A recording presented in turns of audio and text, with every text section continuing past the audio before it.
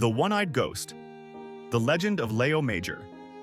In April 1945, as Allied forces advanced through the Netherlands, a single Canadian soldier approached the German-occupied town of Zwolle.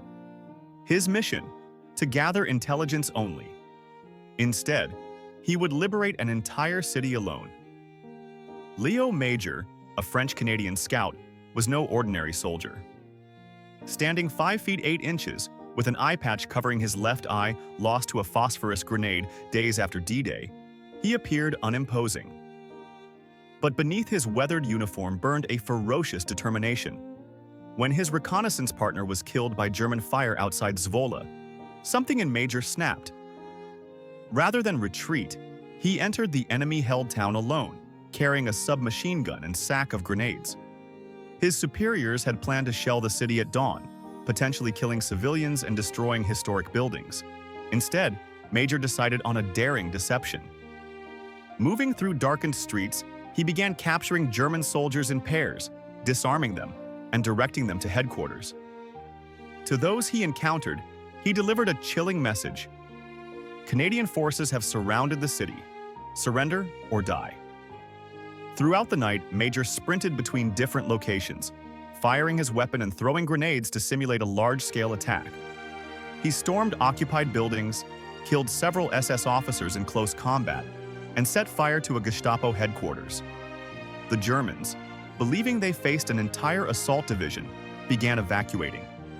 By dawn, Zwolle was deserted of enemy forces. A single one-eyed soldier had liberated a city of 50,000 from approximately 1,500 German troops. But Major's legend was just beginning.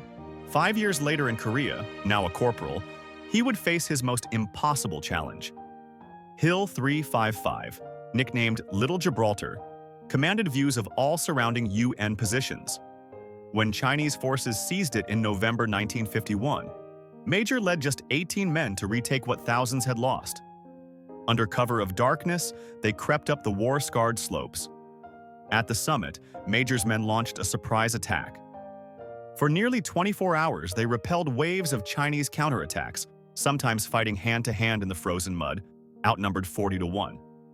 When ordered to retreat, Major refused.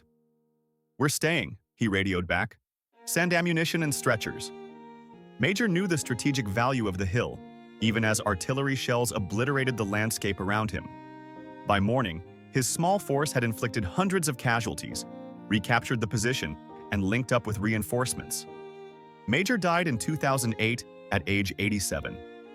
Today, the people of Zwolle still commemorate their liberator with a street bearing his name and a monument to the one-eyed ghost who, for one remarkable night, became an army unto himself. If Leo's story of courage left you inspired, hit like and share your thoughts in the comments. Want more untold war heroes? Subscribe and stay tuned.